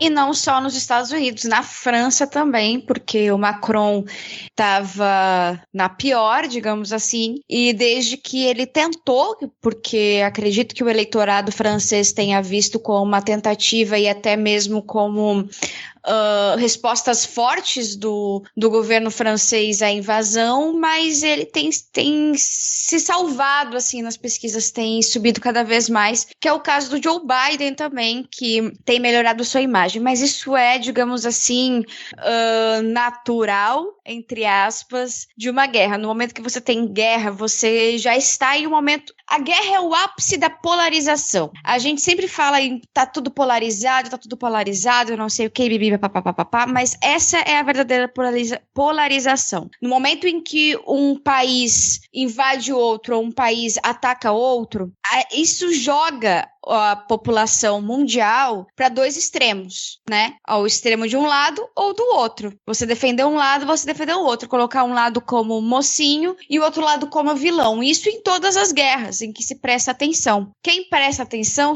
acaba tomando lado, né? E no caso de uma guerra no meio da Europa, e isso a gente já viu vários jornalistas racistas tentando explicar o porquê que se presta mais atenção numa guerra na Europa, e não conseguindo explicar somente com o seu racismo, esse tipo de uma guerra na Europa em que seria extremamente perto de países da OTAN e com países extremamente importantes na economia mundial, isso tende a chamar muito mais atenção do mundo e tende a colocar o mundo em formas muito mais polarizadas. E aí a gente tem narrativas muito mais concentradas, assim. A gente teve isso praticamente. A gente teve uma narrativa de vilão e de herói com o Sérgio Moro e o Lula. A gente está tendo isso agora numa forma muito mais maximizada e mundial. E a gente vê o Biden também colocado como herói porque ele estaria ajudando o Zelensky, que é o grande herói. Ao mesmo tempo, Macron também. E se o Olaf Scholz, que é o premier da Alemanha, for esperto, ele vai catapultar as suas próprias políticas. Inclusive o Scholz, ele foi ontem ou hoje, ele teve conversa com o Putin. Hoje, ele ligou pra ele e teve conversa com o Putin. É exatamente esse sinal que você tá dando aí. Todo mundo vai tentar se aproveitar disso de alguma maneira.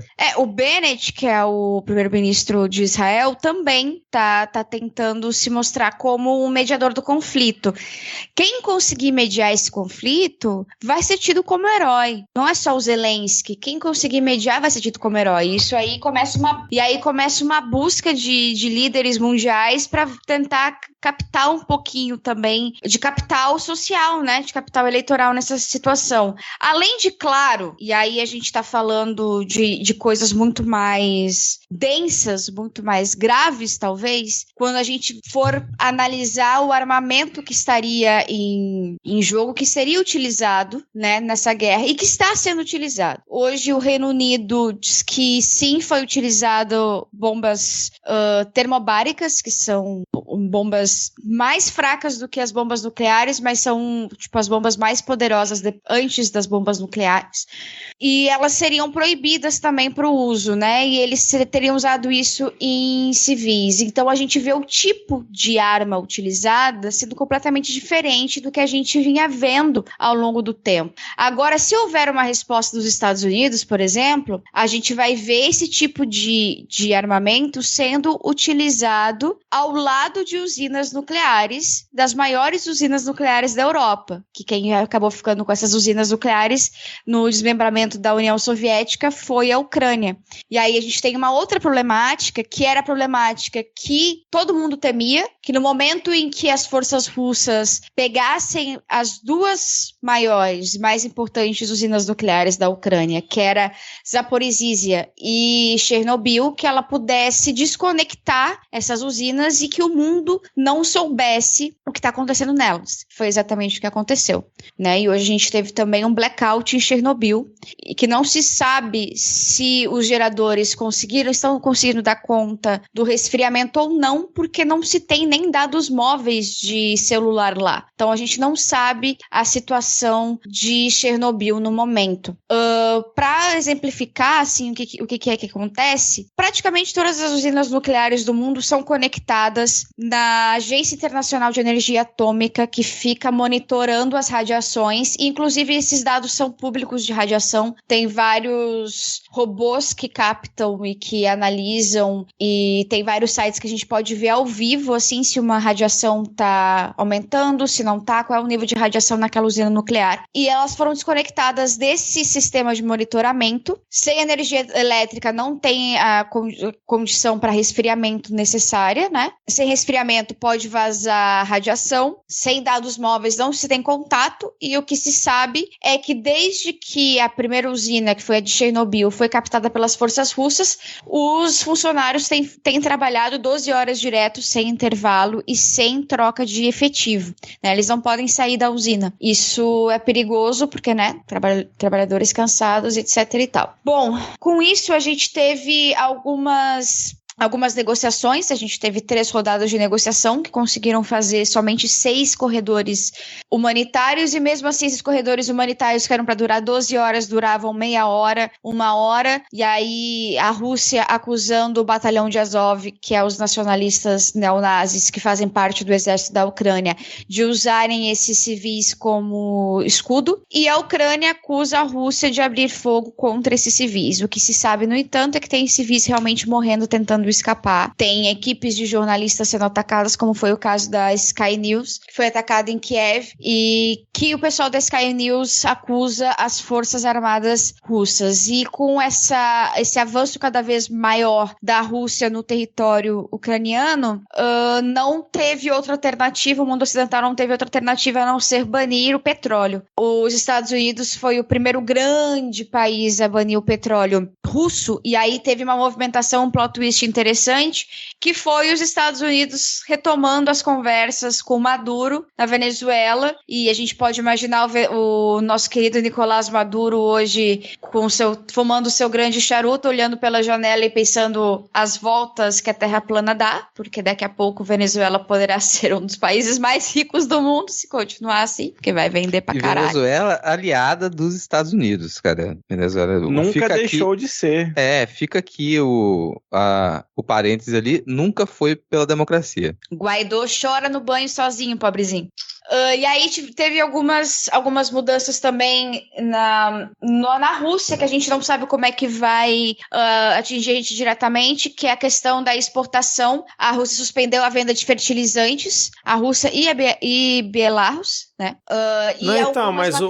Mas rapidinho, antes, o Ministério da Agricultura parece que divulgou hoje que ainda não foi interrompida o fornecimento para o Brasil, apesar da guerra. Então, eles anunciaram hoje que eles iam... foi lá negociar isso aí, rapaz. Que é resultado, porra. Eles anunciaram hoje que eles iam suspender também, além dos fertilizantes, algumas matérias-primas, importação e exportação de matéria-prima, de algumas matérias-primas de alguns países, que eles não informaram ainda a lista de países, nem quais são os tipos de fertilizantes que eles vão interromper. E aí a gente teve uma situação que foi até... que tá na pauta e que é até estranho de falar, que é um dos negociadores que foi na primeira rodada de negociação na delegação da Ucrânia, ele apareceu morto, né? E aí um deputado, um congressista ucraniano conhecido, para fazer uma analogia, para explicar como eu expliquei pro Vitor, ele é tipo o Alexandre Garcia, assim, dos ucranianos, disse que ele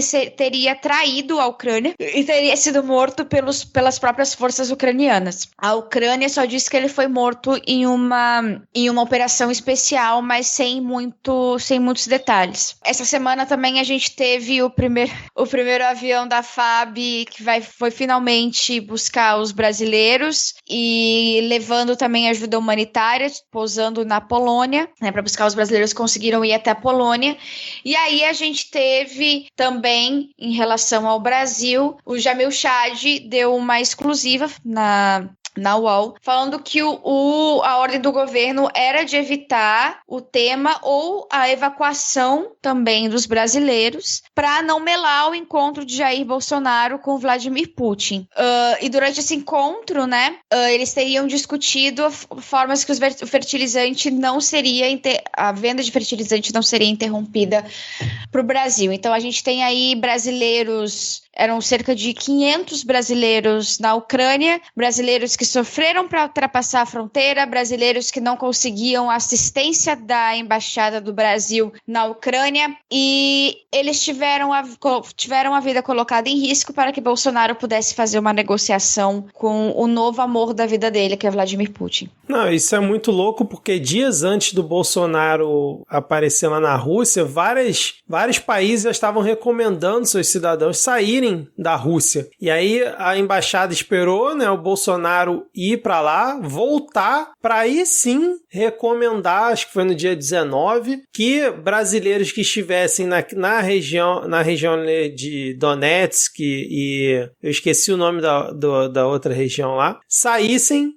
caso estivessem por lá. Então, não botando a Ucrânia como um todo. Aí depois que a guerra começou, que estourou, aí veio a embaixada tentando correr atrás do prejuízo, e agora o Bolsonaro, inclusive, tentando ganhar politicamente com isso. Ele publicou um vídeo, ele fazendo uma chamada de vídeo direto com Carlos França, com os brasileiros dentro lá do K-30, né? É o K-30 o nome do avião brasileiro, né? E disse que vai receber os brasileiros lá no aeroporto de Brasília amanhã quando eles chegarem. Então, assim, ele vai tentar reverter essa merda toda que ele mesmo causou. Agora, eu queria fazer uma pergunta para vocês aí, principalmente pra AD, né? Que a gente estava falando aqui da cobertura da imprensa brasileira, que o Rodrigo comentou, concordo com ele.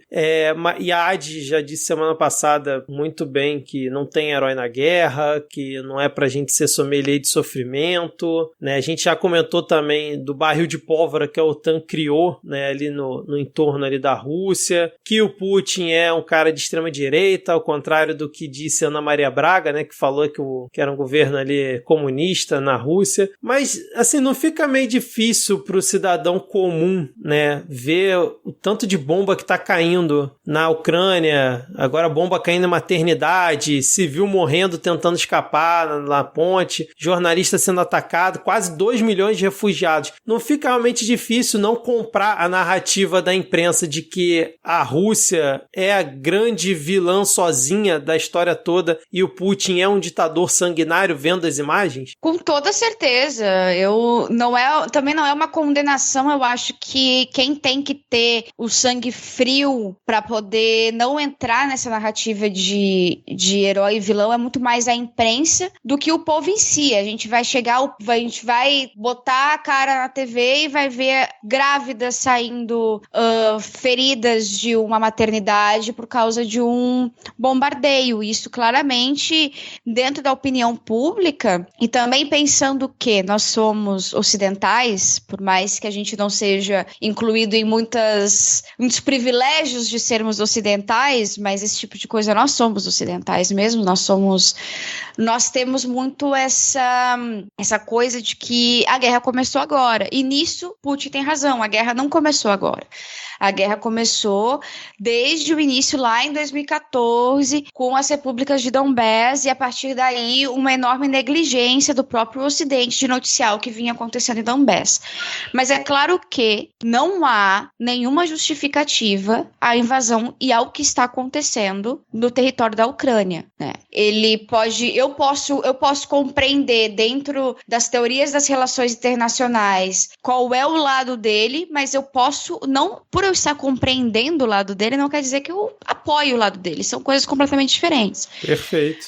A gente cai momentos de guerra. Sempre são momentos de polarização. Sempre são momentos de sentimentos à flor da pele. Então, quando a gente vai falar de, por favor, não, sabe, tipo, não há heróis. Não, mas peraí, tu tá a favor da Rússia, não sei o quê. Olha o que a Rússia faz. Porra, tô ligado no que a Rússia faz, tô ligado no que a Ucrânia faz também, tô ligado no que os Estados Unidos faz também. E, sinceramente, pra condenar, eu sou uma pessoa completamente anti-guerra e estudei guerra por uma besteira do destino, porque eu queria estudar política e a única coisa que abriu foi relações internacionais, então eu acabei estudando guerra por ironia do destino. Sou completamente contra a guerra e qualquer país que se levantar contra as fronteiras de outro de forma completamente arbitrária, assim, eu vou ser contra, não vai ter jeito. Só que entrar nessa mesma narrativa de é raso, faz com que a pessoa que me escuta, a pessoa que tenha confiança no meu trabalho e no meu estudo, ela consiga achar que é muito simples, que uma guerra é muito simples, que uma guerra você tem dois lados e é isso aí, quando na verdade você tem 1 bilhão de lados. Cada pessoa que está envolvida tem o seu lado que você pode compreender a partir de uma linha de raciocínio, mas a gente não pode bater palma para quem mata os outros, não, gente. Não tem. Perfeito, um símbolozinho fascista ainda, toma no cu. Não, você já foi muito elogiado no último episódio, com certeza vai ser novamente nesse aqui. Perfeito.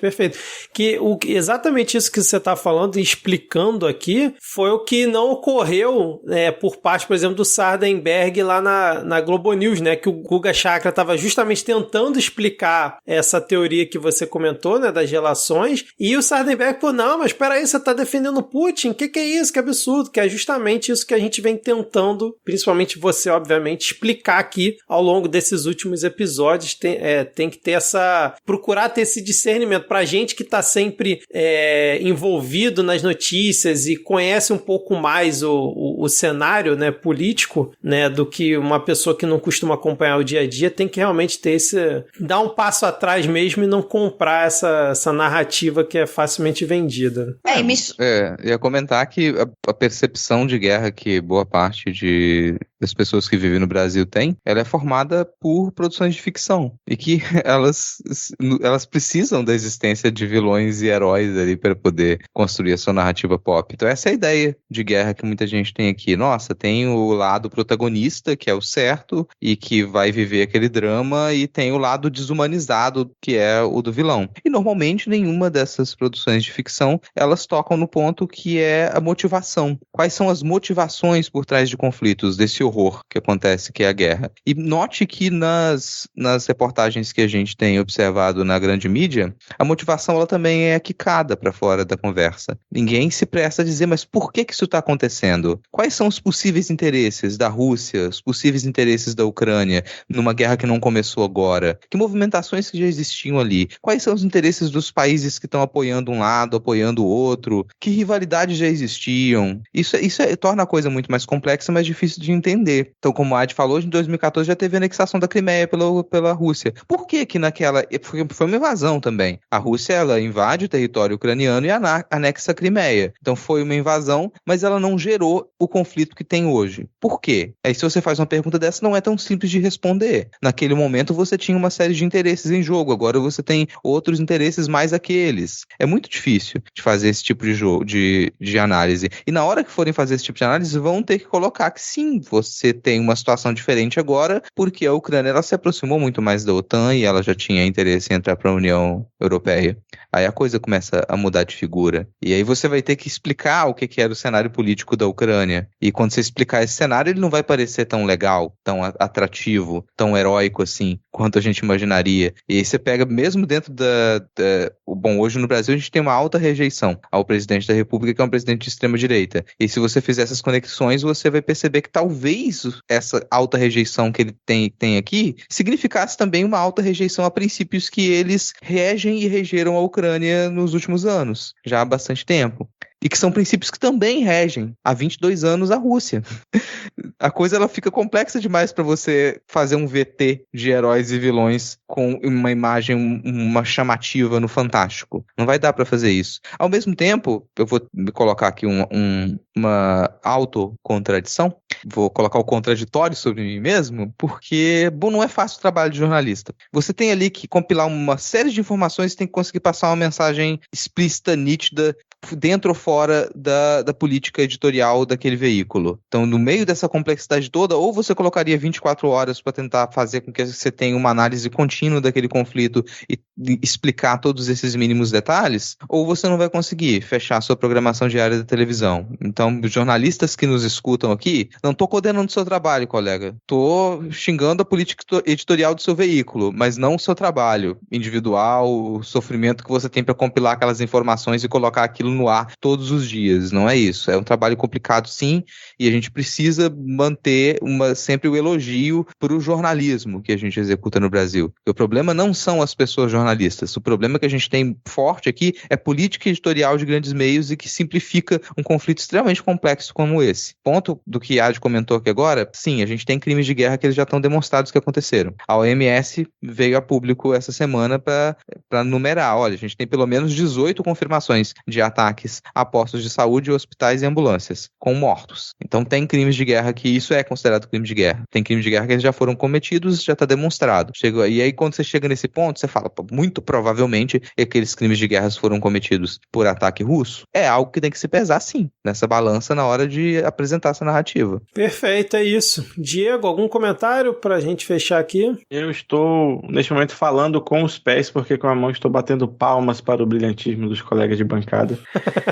Mas é só queria dizer que, além de tudo que foi dito, me incomoda muito você apresentar um lado como mocinho cheio de simbologia nazista e não pelo menos explicar, ou citar, ou mencionar. Tipo, na foto ontem do 8 de março, acho que da ONU, da OTAN, tinha lá né? Da OTAN, as soldadas ucranianas com puta de um sol negro, assim, e tudo bem, e isso eu acho que é uma das coisas que mais pega, assim, pra mim, é foda. É isso, cara. Então vamos continuar acompanhando essa guerra que, pelo visto, tá longe de ter um cessar-fogo e de terminar, né, cara? Enfim, vamos lá, vamos seguir aqui pro nosso Salves e Dicas Culturais. Vamos fechar por aqui. Adi, você vai precisar sair agora, Adi? Só dá um tchau aqui, tem como dar um tchau? Falou, galera. Beijo, beijo, beijo. Boa noite. Falou, gente. Muito obrigada por ouvir. Valeu, Adi. Arrasou mais uma vez, Adi. Muito bem. Beijo, boa noite. A gente passa a sua dica cultural aqui.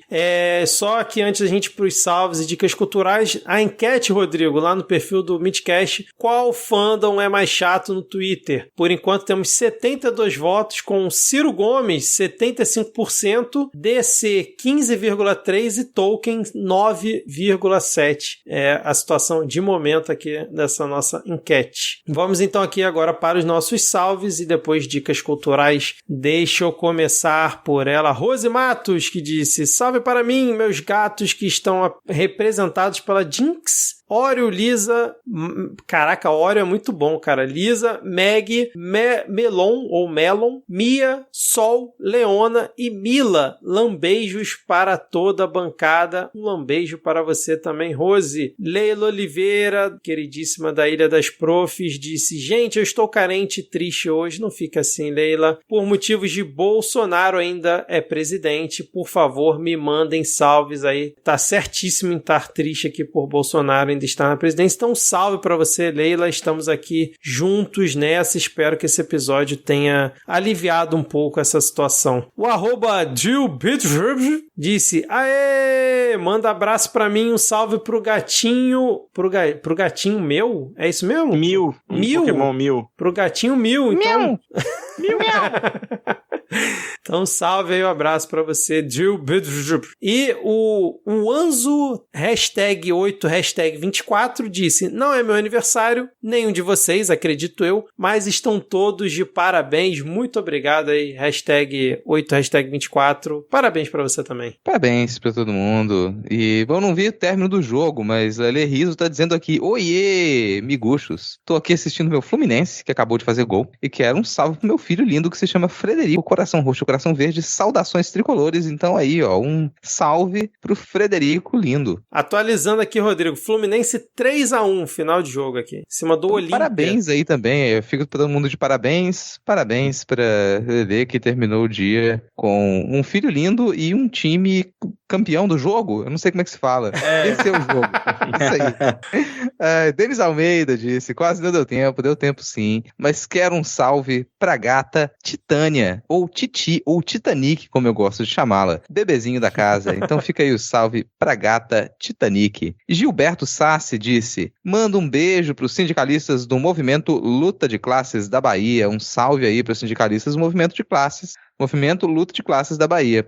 É o meu aniversário, gostaria que vossas excelências cantassem um parabéns. Não sei por que as pessoas gostam disso. Eu não entendo. Eu não entendo. Se eu fosse ouvinte do podcast, isso ia começar, eu pulava. Mas as pessoas gostam, né? Cada um com seus estranhos fetiches. Então vamos lá. 3, 2, 1. Parabéns pra você nessa data querida, pro Gilberto Sassi. Parabéns pra você na lavoura da amizade. Parabéns, Na lavoura. Parabéns. Na lavoura da amizade. Na lavoura da amizade. Rafael Lobate disse: salve pra toda a bancada, em especial pra Adi pelo trabalho fodalístico na cobertura, que cheguei muito tarde na semana passada pra dar. Na cobertura da guerra, no caso, né? Espero que o Vladimir não me veja chamando a guerra de guerra. Seguindo aqui, a Ju Marins disse: oiê, eu quero beijocas e parabéns pro meu squad, Rodrigo, Camila, Matheus, Yasmin, Daniel, Cadu, Vitória, Chico, Tonho, Zé, Micaela, Rafaela de Bragança, de Orleans e Bourbon, porque ganhamos 7 bolsas de monitoria da disciplina que eu coordeno aqui na Faculdade de Letras da UFRJ. O squad está em festa merecida. Realmente, 7 bolsas de monitoria no governo Bolsonaro é motivo de festa e festa redobrada. Parabéns aí para toda a equipe. O Fernando Turrini diz: quero pedir um salve para essa turma 10 que alegra minhas sextas de manhã. Um salve, Fernando. E o Davi Denner disse: meu aniversário foi no último sábado, esqueci de falar antes. Então vamos de parabéns de novo. Acho que é isso que ele quer, não sei. Eu entendi. Não deixou muito explícito. Mas a gente dá assim mesmo, né? Vamos lá. Em 3, 2, 1. Parabéns. Parabéns pra você. Parabéns. Parabéns. Parabéns. Para o Davi. Parabéns, bem, parabéns. Parabéns, bem, parabéns. Parabéns. Ai, meu Deus, o que eu tô fazendo? É mais uma daquelas coisas que começou totalmente sem querer e sei lá por que os ouvintes gostam, né, cara? Continuem pedindo parabéns, por favor. Deixa eu dar a minha indicação aqui dessa semana, uma série que eu já assisti, acho que os 4 primeiros episódios da primeira temporada. Atualmente tem 3 temporadas no Netflix, que é a série Expresso do Amanhã. Eu não sei qual é o nome em inglês e também não me importa, que é uma série em um futuro distópico, onde a Terra congelou e os últimos sobreviventes vivem em um trem que viaja pelo mundo e eles se esforçam para manter uma complexa coexistência a bordo. E, cara, eu tô achando excelente. Não sei se vocês já assistiram essa série. Cara, eu assisti o filme, que é até daqui do Bong Joon-ho, ganhador do Oscar lá, se não me engano. O filme eu assisti. Tem quadrinho também, eu não li os quadrinhos. E a série tá salvo lá pra um dia assistir. Eu tô esperando ela acabar.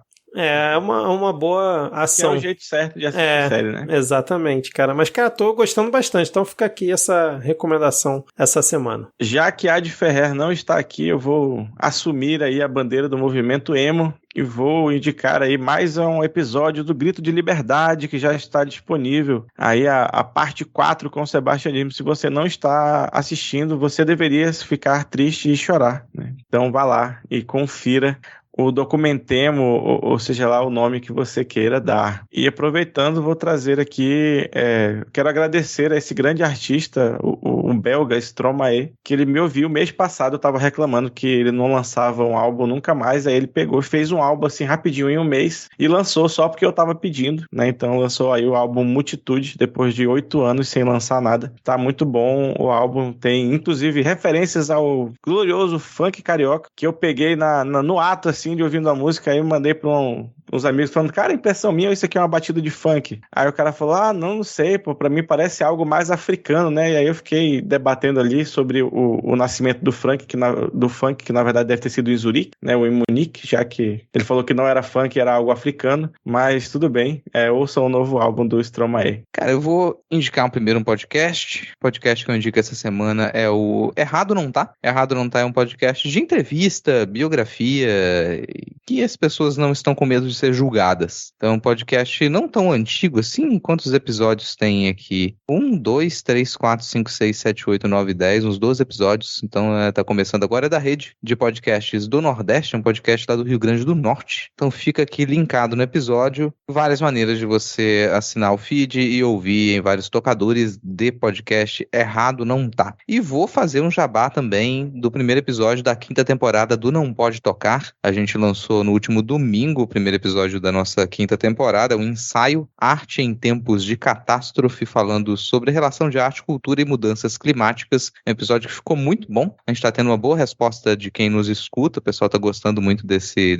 ensaio. Tem bastante referência, uma reflexão mais aprofundada ali sobre qual o papel de produções culturais no meio de tanta catástrofe que a gente tem acompanhado aí nesses últimos anos, de modo mais incisivo. Acho que essas são as minhas indicações. Fechou? Que escutem Não Pode Tocar, gente. Sigam a gente lá no Twitter e no Instagram, @Não Pode Tocar, sempre com o D de pod no mudo. Vou ficar muito feliz se vocês chegarem por lá. Pô, tava com saudade de você indicar o Não Pode Tocar aqui, cara. Escutem Não Pode Tocar, que realmente é uma belíssima produção de Rodrigo e companhia. Bom, é isso. Fechamos aqui esse nosso episódio. Obrigado, ouvinte, que ficou até tarde, ou sei lá, até o final, né? Obrigado, ouvinte, que ficou até o final ouvindo a gente mais essa semana. E valeu, Rodrigo, valeu, Diego, valeu, Ad, que já saiu, mas abrilhantou demais esse episódio. E até a próxima semana. Tchau, tchau. Valeu. Falou. Tchau.